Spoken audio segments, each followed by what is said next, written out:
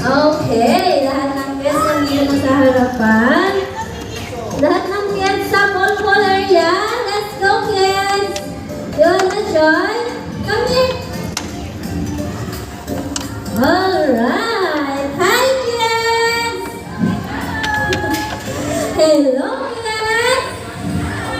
Come here! Alright, before we start, I would like to introduce first our event here. My name is Ate Aileen, your host for today. Hello! Together with my partner, Ate Arlen. Say hello, Arlen. Yeah. Alright.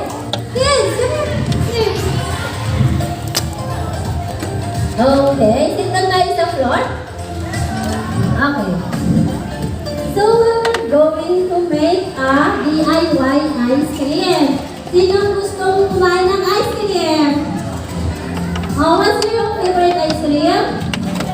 What do you want? It's strawberry?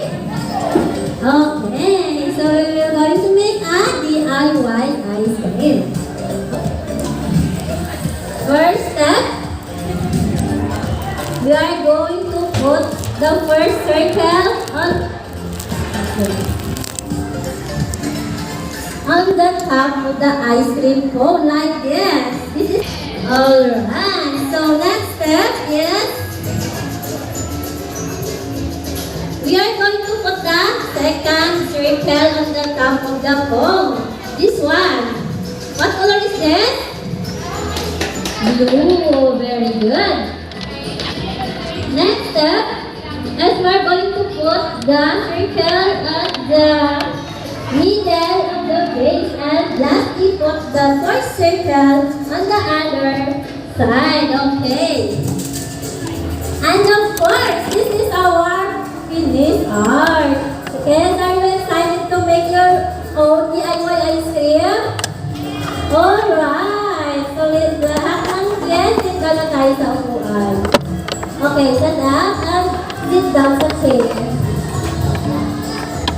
Alright, wait natin si Ate Arlen. Bibigyan tayo ng materials.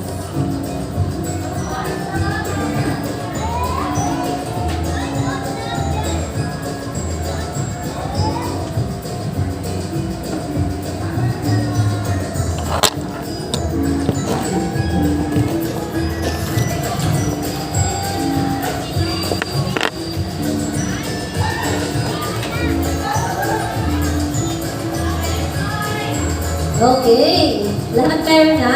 Open na yung plastic para makapag-start na tayo. First step, yung whole circle ilalagay sa top ng cone. Lahat ng parents po ng kids, pwede naman po natin i-assist yung mga kids po natin. Thank you.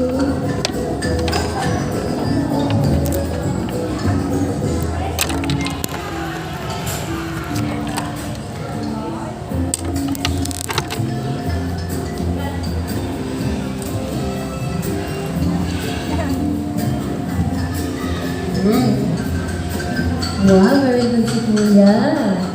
Next, this one. Mavi, very good.